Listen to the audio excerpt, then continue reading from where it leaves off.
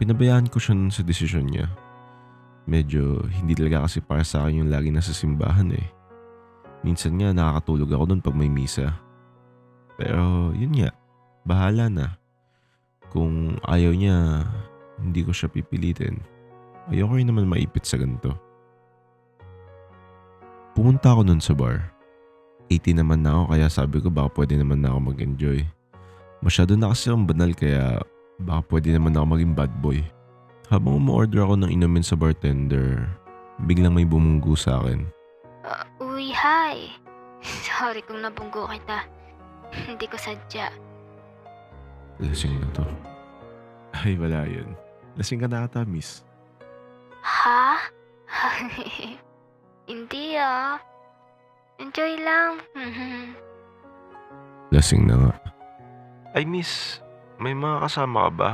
Huwag ka masyadong lumayo sa kanila, medyo tutumba ka na eh. Ay, hindi. Ako lang mag-isa. Aha? Bakit naman? Gusto ko lang makalimot. Makalimot saan? Doon sa ex kong pangit. Ang sakit mo naman magsalita sa pangit. Parang natatamaan ako. Lo. Hindi ah. Cute mo kaya. Lasing to kaya siguro pogi tingin ito sa akin. Ito. Number ko. Call mo ako bukas, date tayo. Delikado ako nito.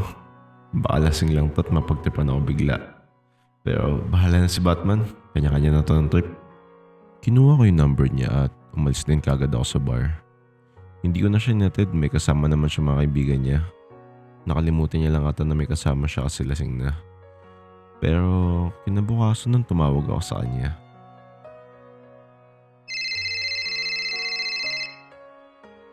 Hello? Sino to? Ay, hello. Ako to si Finn, yung sa bar kahapon. Hala, bakit? May ninakaw ba ako sa'yo? Aha? Ay, hindi naman. Binigay mo lang number mo sa akin. Wait, hinalikan ba kita? Ay, hindi din. Mukhang red flag to ah.